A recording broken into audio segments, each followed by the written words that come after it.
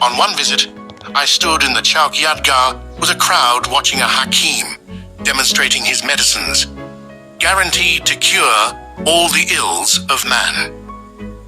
The wise need not fear King Cobra, proclaimed the hakim. I offer you safety for life.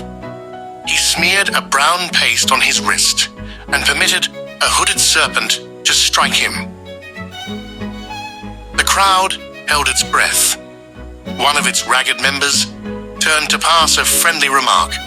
The Hakim Sahib will not die, I think, but sometimes these doctors make mistakes, and that would be well worth seeing. Later, I prowled among the ancient sarai, which nestle along the crumbling city walls. Once, the great caravans from Bukhara, Samarkand, Herat, Meshed, and Kashgar unloaded here. Now, most of the sarais are garages. In one, I found a hint of former glory, a tattered snow leopard skin hanging on the wall above a grimy timetable of the Afridi bus line. A twinkling-eyed old man patching a tire explained, "A caravan brought it from the mountains of China when I was a boy. All that is over now," he added, "but it is no matter. Buses are much faster." The Mahabat Khan Mosque is one of the true Peshawari's favorite sights. The godless Sikhs, when they ruled here, hung true believers from its minarets, he tells you proudly, 2 every day. He is likely to add the names of those of his ancestors who achieved the distinction, saying, "May peace be upon them." The approach to the mosque is from the central square of the old city, the Chowk Yadgar. The street of the silversmiths, a dozen feet wide at the most, winds up a steep hill. On both sides, 3- and 4-story buildings exclude the sun, permitting only an occasional flash on the heavy necklaces, earrings, and anklets which hang in the open shop fronts. Above is a narrow avenue of blue sky, winding up the hill in perfect parallel to the dark canyon of the street. Halfway up the hill, shining against the blue, brighter and purer than any bangle in the street below, hang the dazzling white minarets of Mahabat Khan. Beneath them, in the center of a wide tiled court, is a pool, mysteriously clear and cool in the midst of the hot, murky huddle of the city. Turbaned men, black-bearded, white-bearded, and red-bearded, move sedately about, stopping to kneel and bow in prayer on the rich red carpets that are scattered on the tiles.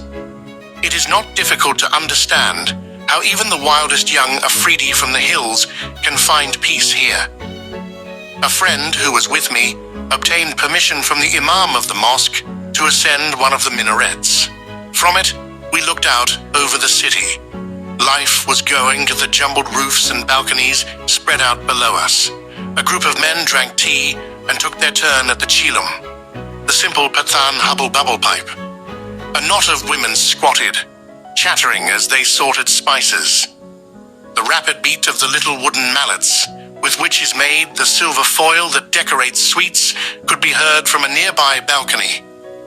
The sound of a drum and the minor key skirling of the Pathan pipes drifted from behind a half-closed lattice through which swaying figures could be seen dimly. If one must be hanged, there could hardly be a more glorious scaffold, but it must have been doubly hard for a Pathan to choke out his life in sight and sound of all this.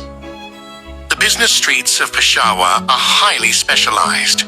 One is for shoes, another for headgear, yet another for cloth, a fourth for silver, a fifth for carpets, and so on, for the seemingly infinite variety of goods which the city boasts. However, interspersed among all of them, so frequently as to appear to be virtually every other shop, are the tea stalls. Most of the tea stalls are similar in appearance, perhaps 6 feet wide, of roughly the same depth, with a narrow ledge open to the street. Each has the same equipment: a large brass samovar, sometimes bearing the Tsarist coat of arms, an iron or stone bed for piles of burning charcoal, and racks along both walls for cups and pots of red and blue china patterned after the famous Gardner china of Imperial Russia. The proprietor sits cross-legged among his gear. His age may be 8 or 80, but his smile is the same. The tea shops cater for a variety of tastes. Some offer a strong black brew, as often as not, English breakfast, with a heavy dose of buffalo milk and semi-refined local sugar, all boiled together. Others feature Kashmiri tea, in which the sugar is replaced with salt, and the orange pekoe leaves with a particularly acrid variety of the plant.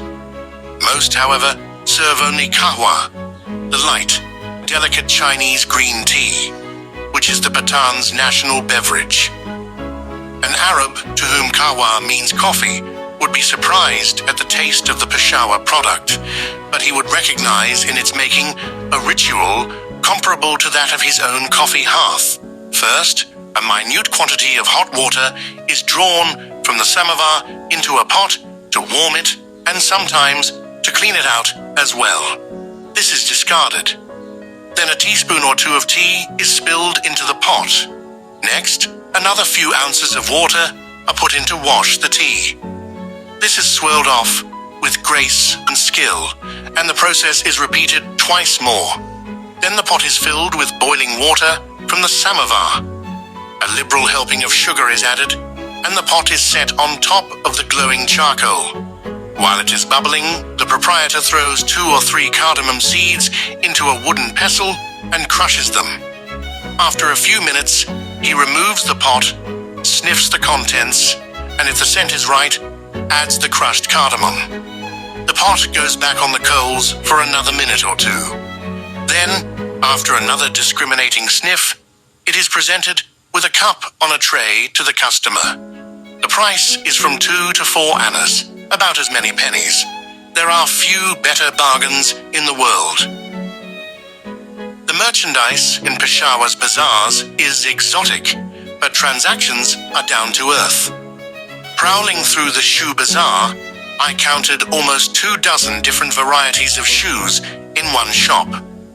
These ranged from the narrow, thin-soled Persian slipper variety, made of soft white leather embroidered with blue and gold, to a massive pair of brogans of Dutch wooden shoe design, with soles fully 2 inches thick. I inquired about the special purposes of the different types of shoes, and the cobbler was cooperative. For wedding a very rich lady, for going to office, for soldier, he explained. By the time I got to the brogans, he sensed that he had a window shopper and nothing more on his hands. For walking to Kabul, he said, "You want to, Sahib?" The street of the hardware merchants is not far from the shoe bazaar and competes with it in the variety of its goods.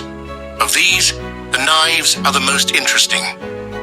The Pathan makes his own knives, and like anyone else, he likes to give them an extra touch. Many of the blades forged in and around Peshawar bear crudely stamped and often misspelled imprints. Best Sheffield steel, sharpest stainless steel, etc. There are small, delicate penknives worthy to engrave a charm bracelet and large switchblades which could hold their own in any barroom brawl. The characteristic local dagger is bone-hilted, heavy-shafted, with a triangular blade designed to remain intact when it hits the bone. Thus, the Pathans compete in practicality with the Gurkhas, who cut a small double notch into the blade of their kukris to deflect the blood coming down the blade from running onto the hilt and making it slippery to hold. One day, I found a new item at my favorite shop. It consisted of a thin, curving blade, 4 or 5 inches long, which folded back into a flat brass holder. Both blade and holder in turn, jackknifing into a substantial bone hilt. The whole thing, when extended, was about 18 inches long and looked like a miniature scythe. I took it into my hand and made a few passes at the ground with it. For cutting corn, I asked. The vendor took it back and, grinning, gestured with it at a higher level. "No, Sahib," he said, "for cutting faces." One of the first things the British did when they settled down in India was to build cantonments adjacent to the old cities, which they used as administrative centres. In the cantonments were located the homes and offices of the British officials, military barracks, parade grounds, parks, churches, halls, hotels, and Western-style shops. The street names were often reminiscent of 19th century London, but the cantonments inevitably took on a local colour of their own. The Peshawar cantonment is Victorian England, with a rich Pathan flavour. It begins opposite the Kisakani Bazaar, beyond the Great Round Sikh Fort, which is now the headquarters of Pakistan's Frontier Corps, and spreads out along both sides of the wide tree-lined mole. High two-wheeled tongas, identical in design with those illustrated in early editions of Kipling's Plain Tales from the Hills, still trot past the green lawns which sweep up to Government House. Scattered here and there, far back from the streets, with walls 3 feet thick, ceilings 14 feet high, and small, deep-set windows not far below the ceilings to make sniping difficult, are massive bungalows. Most have colourful local histories of their own. On the west side of the cantonment, with its back towards the Khyber and Twin Cannon at its front gates, is Rose Keppel House, residence of the political agent for the Khyber. I have never passed it without seeing groups of Afridis drinking tea in the shade of the veranda, waiting their turn to tell their troubles to or make their demands upon the political agent. The picture has changed little in almost a century. I have no idea how old Dean's Hotel is. However, the local management disdains to offer such information to the inquirer. One thing is sure: the sprawling, single-story buildings, laid out like an American motel over a 3 or 4 acre plot, are always freshly painted, and hospitality is never held back. Also, there are traditions. Even on the most sultry July evening, dinner proceeds majestically from soup, usually mulligatawny, to fish, to roast, to curry, to sweet. You always get 3 vegetables with the roast at Dean's, and more than once I have faced cauliflower prepared 3 different ways. The register at Dean's, in which guests indicate the point from which they came and their destination and expected date of departure, is an invaluable aid for the motorless traveller seeking a ride to Rawalpindi, Kohat, Swat, or Kabul. There are 2 museums in the cantonment. Both have been mellowed by time, and the ghosts which stand in their shadowy corners are as gentle and benign as their originals were fierce and high-spirited. In the government-run Peshawar Museum, down by the cantonment railway station, the occasional tourist peers at trays of ancient coins bearing the likenesses of the petty Greek kings who ruled the frontier in the wake of Alexander.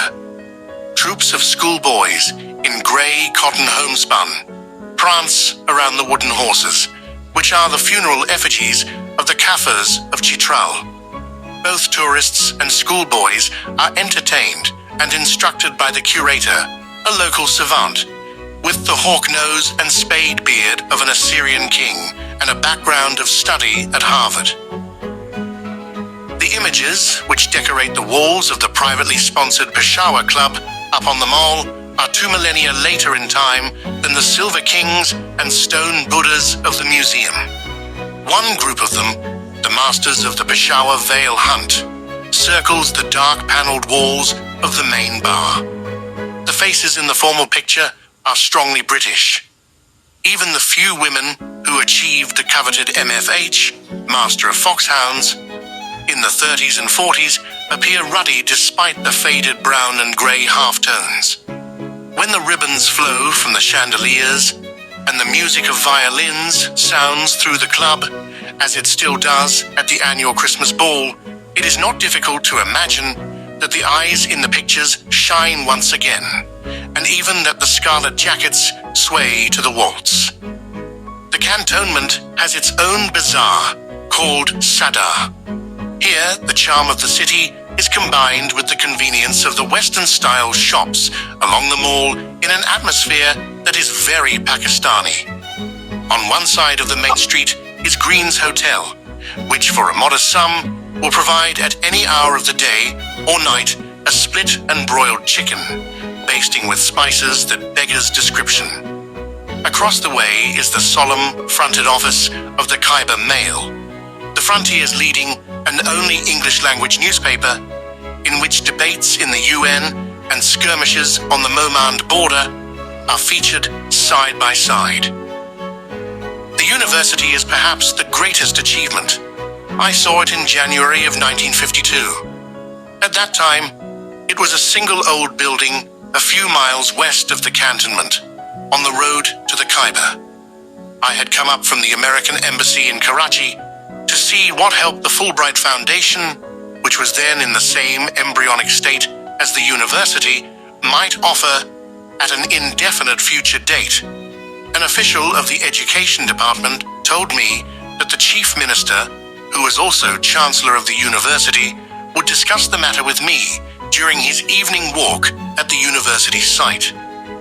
We have 2 streets laid out now, he told me, and it is possible to walk even in the dark without falling into the mud. The glow of the setting sun was still visible above the Khyber Hills when I arrived. It was not difficult to spot Khan Abdul Qayyum Khan.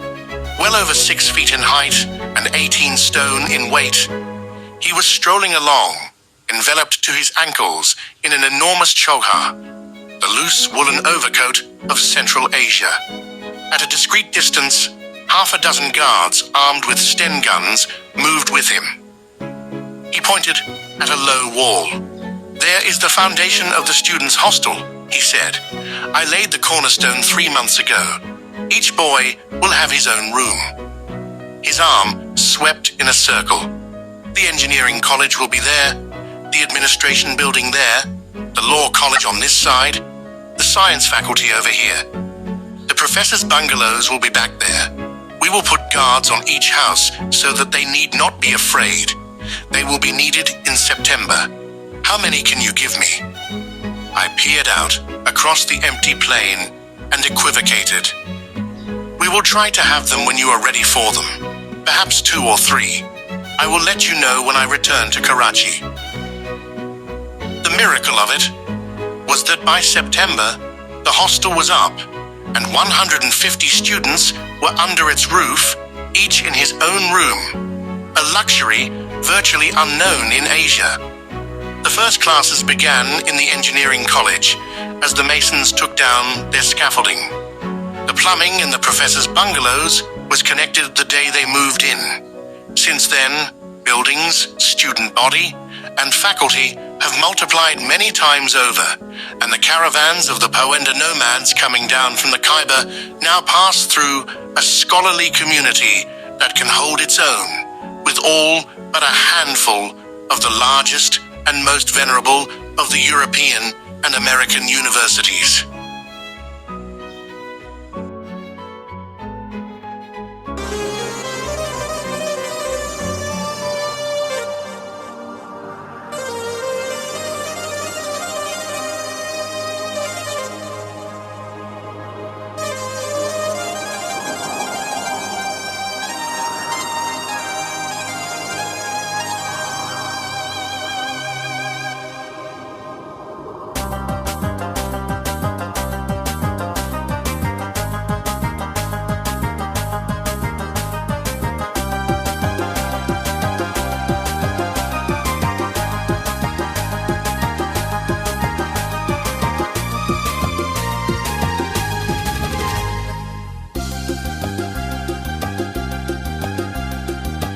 منم خسته خسته خارونه شته دی خدای په ټولو باندې پرده کنا د هر ځای خپل خوندونه خپلې مزې خو پېښور دی کنا خو پېښور دی کنا منم خسته خسته خارونه شته دی خدای په ټولو باندې پرده کنا د هر ځای خپل خوندونه دې کنا خو پېښور خو پېښور دې کنا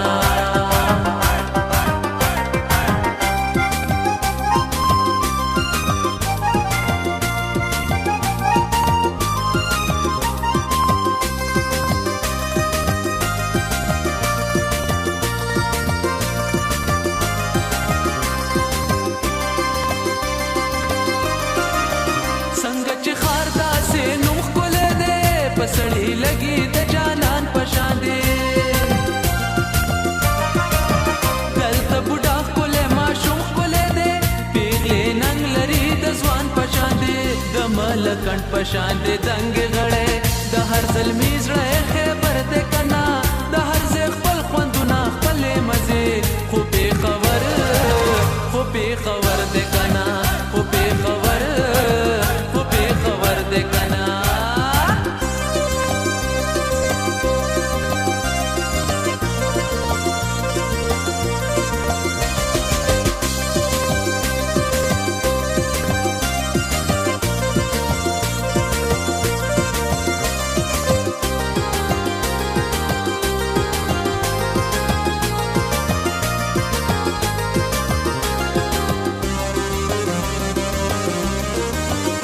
پختنې سنگار د غواړي د پېښور نه کمی سکور غواړي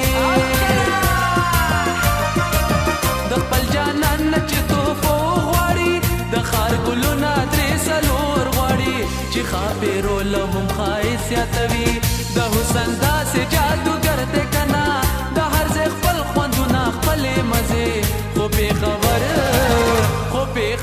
دی کنه خو پېښور دې کنا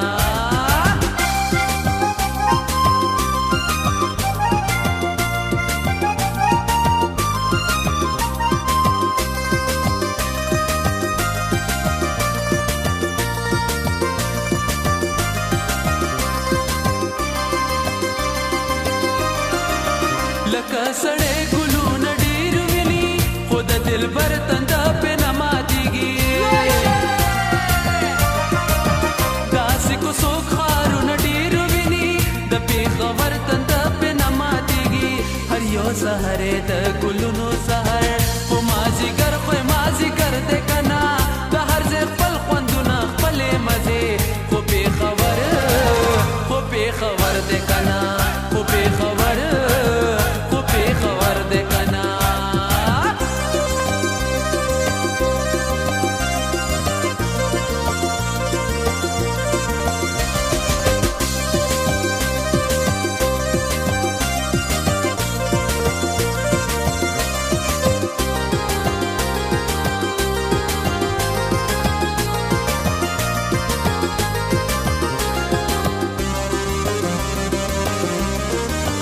زمانه چرې هېرېدلی نشي هم دې زما هم د جانان پېښور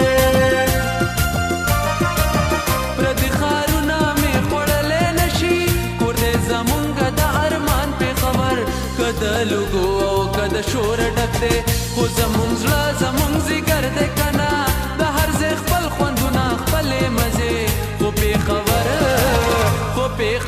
دی کنه خو پېښور دی کنه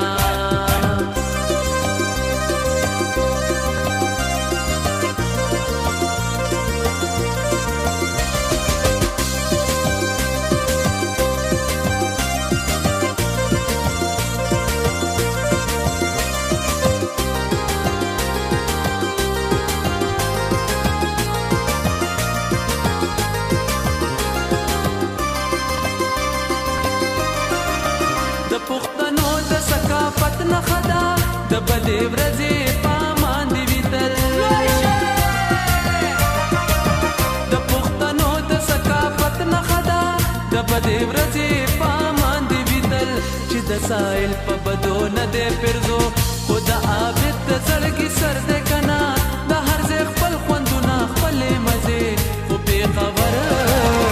پېښور دی کنه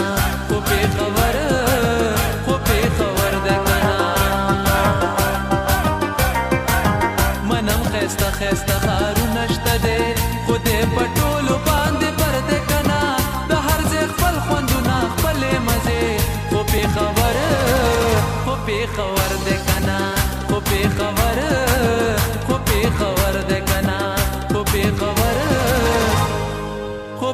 خبر دے کن